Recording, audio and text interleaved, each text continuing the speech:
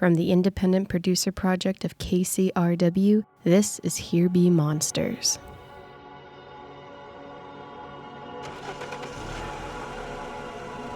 To hit or not to hit, to swerve or not to swerve. It makes more sense to just smash that deer, stay on the road. Everybody always says don't swerve, and I always would have said don't swerve, but I'm so glad that I swerved and went off the road. I'm glad that I did that because I think maybe that deer did survive. But if the deer does have to die, then you ought to do something for it. Not necessarily even with it, but like for it.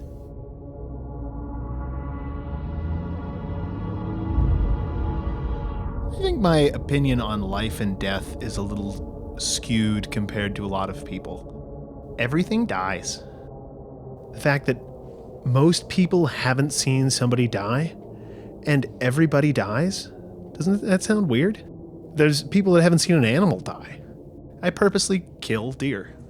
I kill them for sport and for food, for enjoyment, because I really enjoy it.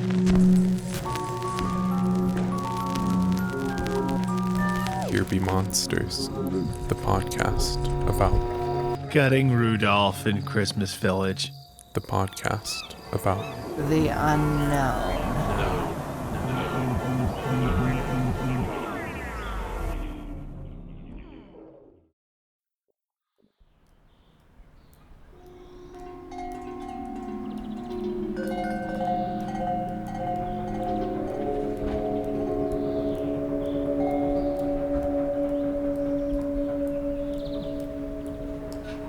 The location is Lake Chatcolet, northern Idaho, Benawah County.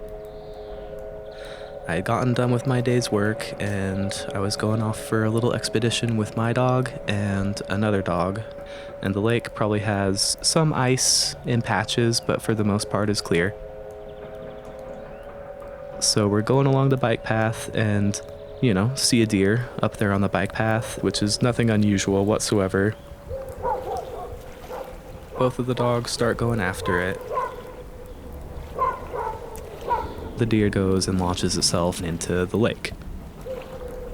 It's instinctual for them. They think that's a good escape route. The deer is just kind of swimming off into oblivion. I look around a little bit like, what can I do in this situation? What is the next step? Basically, I'm trying to remedy something that I had caused. Can't just let it happen without trying to do something about it. There's a paddle boat, just a little old plastic paddle boat, 2-person kind of thing.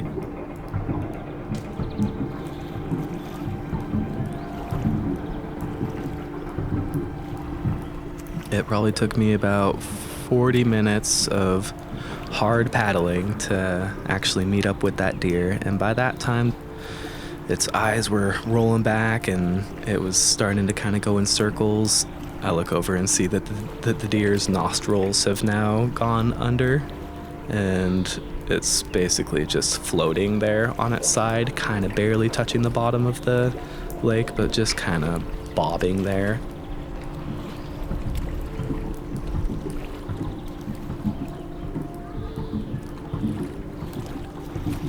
As quickly as I can, I paddled over to it, yelling at it, "Stay with me, deer, come on, buddy." Grabbing onto its hind leg, I pulled the deer up on top of me and pulled it across my lap and plopped it down into the passenger seat of this little paddle boat. Its eyes are just wide open and it's not paying any attention to me whatsoever. It's not showing any signs of fear of me or anything like that. And it's just losing its grip on life second by second.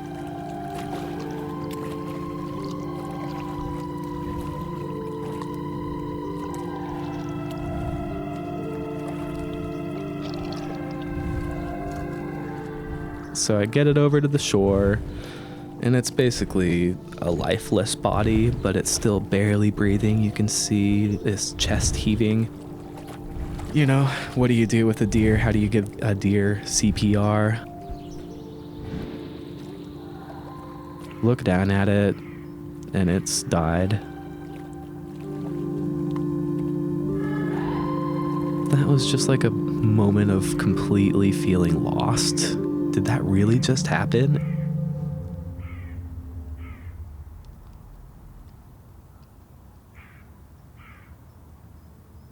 My first person that jumps into my head as far as like, who can help this situation? Who can help me out here? Who's willing to help me out here? Is my good friend Ryan Graves.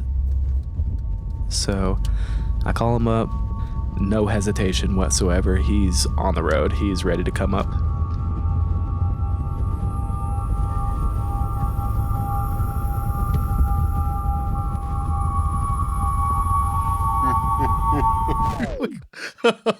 It was so sad. I felt really bad. I felt worse for Andy than I did for the deer.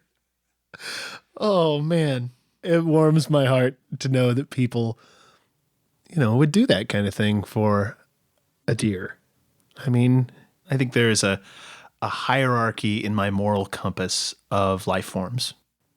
I feel bad for the deer. I feel empathy for the deer. I'm sorry you drowned. But it's like feeling bad for, an animal that gets eaten by another animal in the wild.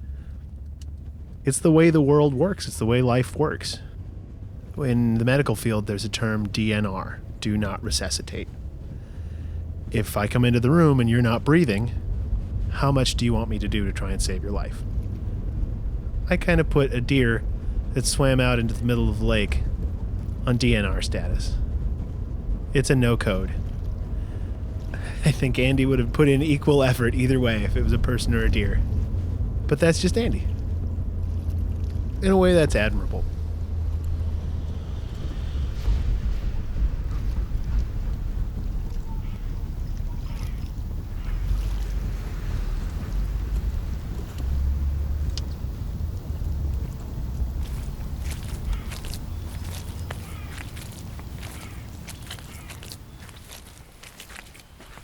It's dark by now. It's probably 9 o'clock or something like that, and the entire area is just completely dead, silent. Got to the deer and split it right down the middle and dumped the guts, and We strung that deer up in an apple tree. And it was like just gutting Rudolph in Christmas Village. It was pretty ridiculous. There was like blood everywhere, and the dogs are licking the blood off the snow. And we're just slicing off steaks and eating them. We did feast on backstrap all night, and it was a wonderful, wonderful occasion in that way. And by then, I think I was feeling a lot less morose about the whole deal. In a way, we were able to justify this basically wasteful death.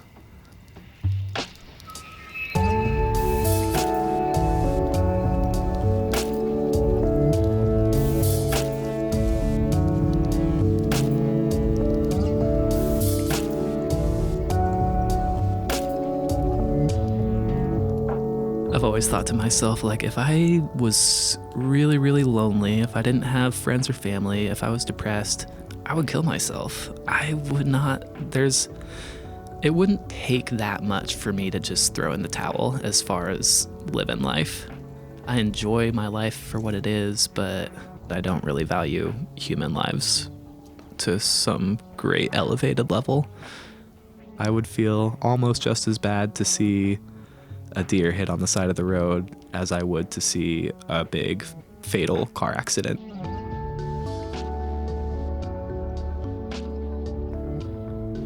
It's frustrating that there's such a stigma around death.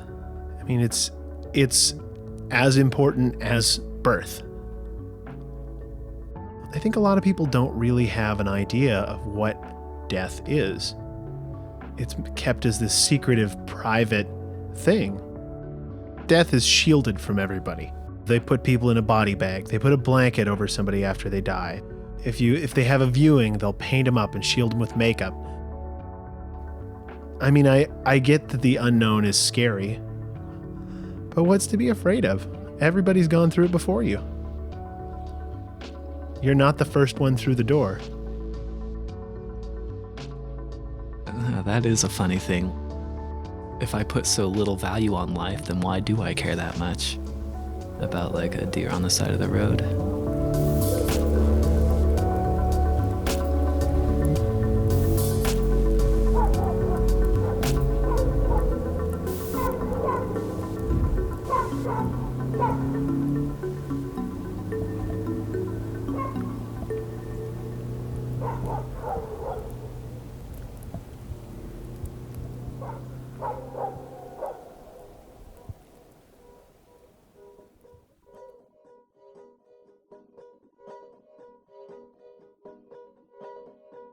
Andy Wilson lives and works in Pullman, Washington, where he's a professional woodworker. He owns 3 brown dogs now, including Quincy, one of the dogs from this story, who's now 11 years old. Ryan Graves works as a nurse at Pullman Regional Hospital and lives just outside of town. Last week, he was slightly saddened by the death of his pet duck, but he's looking forward to the coming deer season. Bethany Denton adapted this piece for Here Be Monsters from a short animated film by John Summerson. John Summerson is an animator and filmmaker working out of Portland, Oregon. His film version of this story is also called Deers, and its creation was generously funded by the Princess Grace Foundation, USA. In John's film adaptation, he tells the same story of Andy and Ryan, but he presents it in a very different way, with his own editing, his own scoring, and his own beautiful, hand-drawn animations. The film is really joyful and heartbreaking, and John's been touring this film around at film festivals lately. But in conjunction with this episode, John is releasing the entire film to the public today on our website, which is HBM042.com. There, you'll also find an image gallery for this episode, a link to John's website, and our contact info, which is how John originally got in touch with us about deers. If you have an idea for us, please let us know. Again, we're at HBMpodcast.com. On this episode, you heard music by Flowers, Lucky Dragons, and Flower Petal Downpour. Here Be Monsters is produced by me, Jeff Entman, along with Bethany Denton, and our editor at KCRW, Nick White. Oh yeah, and you might have heard that we joined KCRW. It's great news, and we're excited to say that they've made it possible for us to release more episodes more often in Season 4. So show them some love at kcrw.com. And right now we're putting out a call to you, our listeners. You see, lately Bethany and I noticed this strange and sudden influx of traffic to the website from this hospital, and it got us thinking about you, and a little bit concerned and curious. Statistically speaking, we're nearly certain that there are more listeners out there hearing this podcast from a hospital bed. And so if that's you, we do wish you a quick recovery, and we also hope that you'll reach out to us because we have some questions for you about the nature of long hospital stays. Our email address is hbmpodcast@gmail.com.